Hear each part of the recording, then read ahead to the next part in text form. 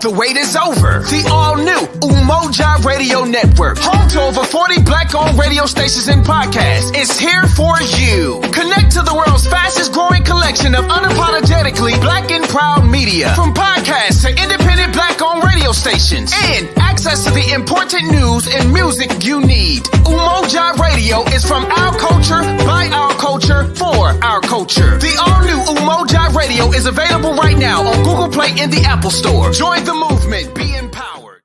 103.7 The Beat has officially launched its new interactive music video show. WUBS 103.7 presents features music videos along with dialogue, a variety of topics, and interviews with local influencers, dignitaries, and national celebrities. Airing Mondays at 11 p.m., Wednesdays at 7 p.m., and Fridays at 10:30 p.m., with bonus shows at various time slots on the Michigan statewide Comcast network, CN 900, reaching nearly 1 million households in all the major markets throughout the state. Join the conversation and be part of the show. Submit your questions through Facebook Live and have it appear on the show. Be sure to like, share, comment, and ask questions.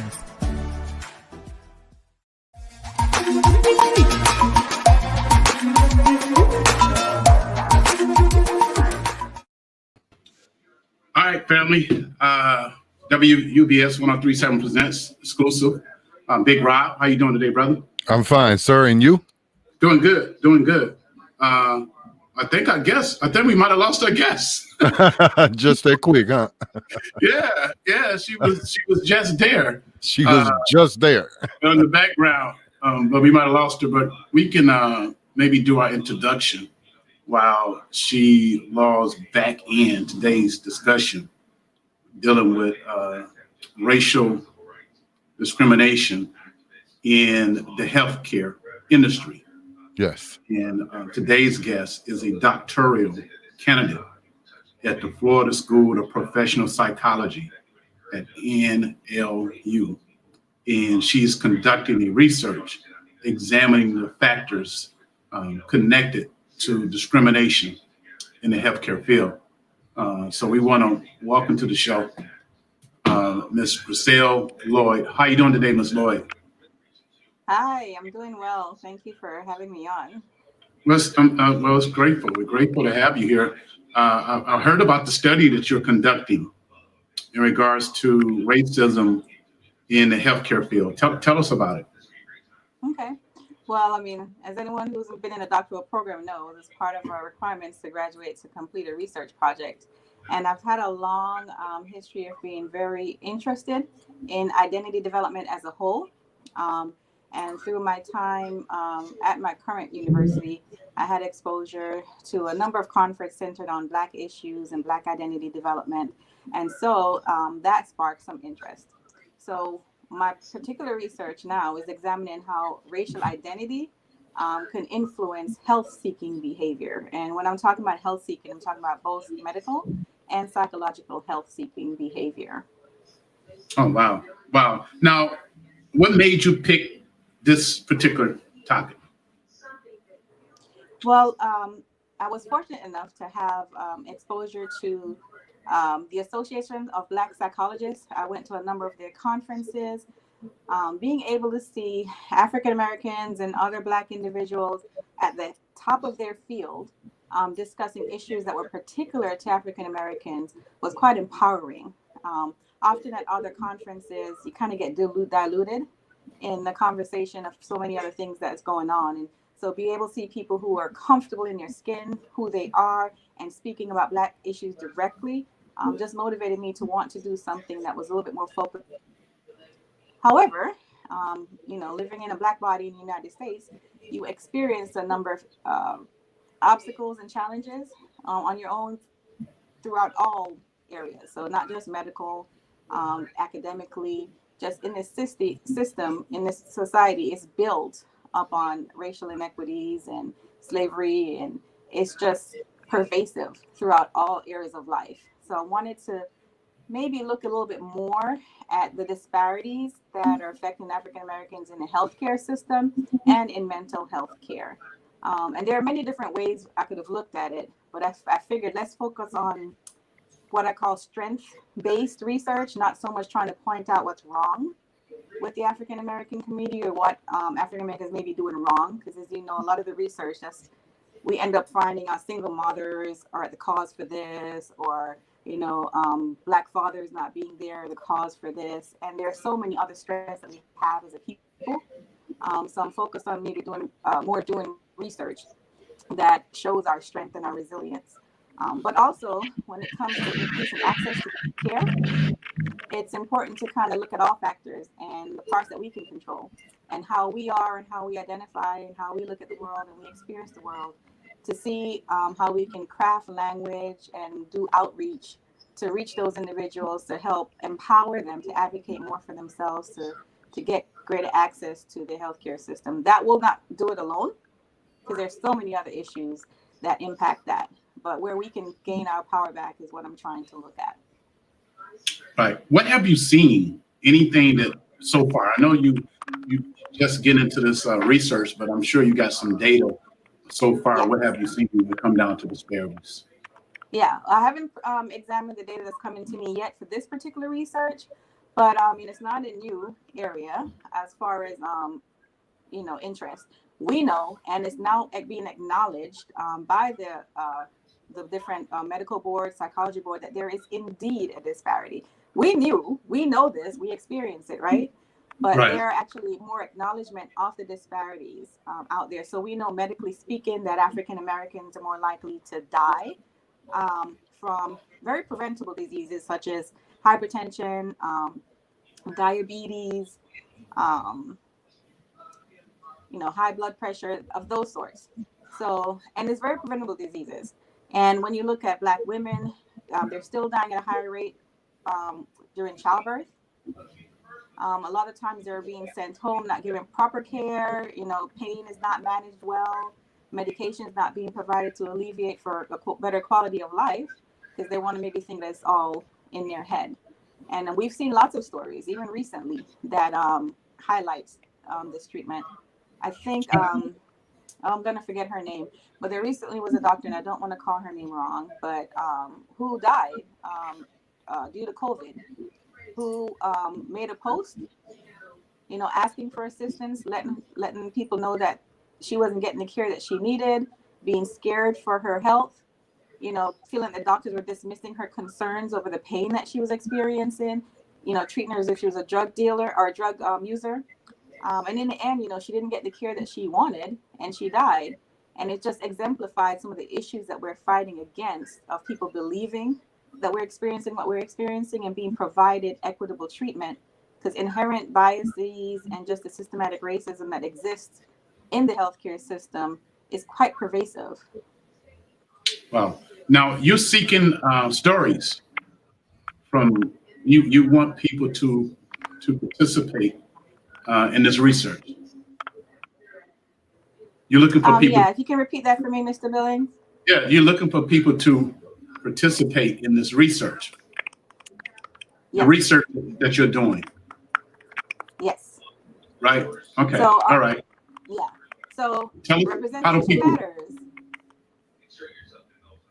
Yeah. Tell us, how do people get involved and be a part of the research? Okay. So there's a number of ways that you can get access to the survey, and I would appreciate anyone who'd be willing to take it and pass it on, because the more participants I can get, the stronger the research will be, the more viable the data will be. But you can get access to it by emailing me directly.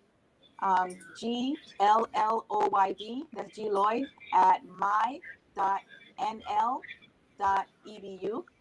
And I will gladly send you a link to the survey. Also have a Facebook group that I created that people can go access the survey and also sign up to participate so they can see the results when I do have them. And you can find it by just searching Black Racial Identity and Health on Facebook, and the group that comes up, you'll see my picture and you'll see a link for the survey on there also. And you can go to Survey Monkey directly, which is who's hosting the survey my survey. Okay. But it's www.surveymonkey.com/r/health-seeking behavior. Now, are you looking just for patients, or are you looking for doctors, nurses, CNAs, CPAs, all of those? All of the above. Anyone who identifies as African American or Black and is 18 years old and older and live in the United States is eligible to take the survey. I would love to get more males. Right now, the return rate is about 75% female, 25% males, and I would love to get some more millennials, just so I have a more representative sample. But I appreciate all of those who have completed the survey already, and hopefully other people will join in. Now, what happens after you get all this information together? I know you're using this for your doctoral degree, but is it possible this information become published? That's my hope. That's indeed my hope and my goal. So once it's done, and I get to present it in front of a team of people who decide, if they approve. And once that's done, I will get the whole entire research bound. But then I hope to be able to publish it in a few different journals, and I will be trying to do that. But like I said, anyone who's interested in getting access to what the results will be, I will also post them in that Facebook group. Because I know a lot of times people can participate in some of these things and they never get follow-up. So if they're interested in finding out about the results, I'll post it in there when I do have it. Ms. Lloyd, do you believe during this pandemic that some discrimination might have contributed to the high numbers among African Americans? COVID-19. I didn't hear that clearly. Can you repeat that question? Do you believe that maybe discrimination or disparities played a factor with African Americans having such a high number of COVID-19 cases and deaths? Oh, yes. I mean, when you talk about systematic racism, for some people it's too large of a concept to grasp, but it permeates through all areas of our lives, right? So some people will cite that it's an economic disparity, maybe, which is possible, but racism and systematic racism also plays a part in that, doesn't it? And just how doctors, the access that African Americans have to care has always been less for a number of factors. So absolutely racism plays a part in that. And then the physicians, honestly, a lot of them have implicit bias. And even the African American physicians, because we internalize a lot of the messages that we get growing up. And so it's hard for that not to come out. So if an African American female or a male comes to you complaining of certain symptoms, they're more likely to get dismissed and say come back when it's more severe, right? So when they finally do get access to the care, it's almost the prognosis is worse because they're so much further along. But just that's the attitudes, major. That's major what you just said. Is the biggest issue. Yeah, that's major what you just said. We know about cases like that where people went to the doctor and they sent them home. Yeah. Yeah. And then for them, I know someone personally that died because of COVID-19. Sent them home. Yeah. And 2 days later, they passed. Anything else? Hey, Rob, you got anything before we go? Any other questions? Oh, no, this is great and informative. Yeah. Anything else you want to share, Ms. Lloyd?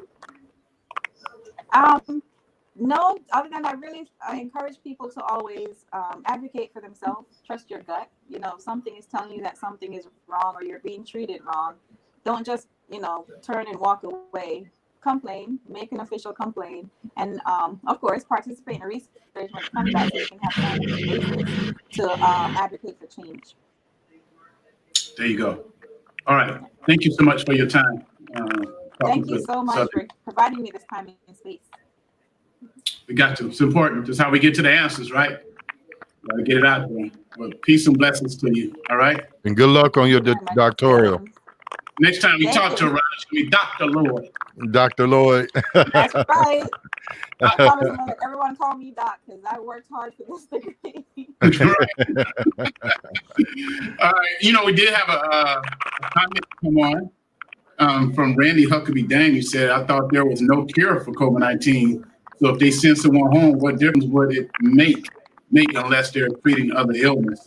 They're not saying it's a cure, but they have used some antibiotics to treat it. They have treated the symptoms. If somebody has pneumonia that is caused by COVID-19, you treat pneumonia, right? And you try to treat that. Right. And So, if you catch it early enough, like with any disease, if you catch it early enough, your prognosis is greater, right? So turning away people or not having access to care is deadly, as we've seen. There you go. There you go. All right. Have a good day. Thank you so much. Thank you. Thank you. All right. Bye. Bye.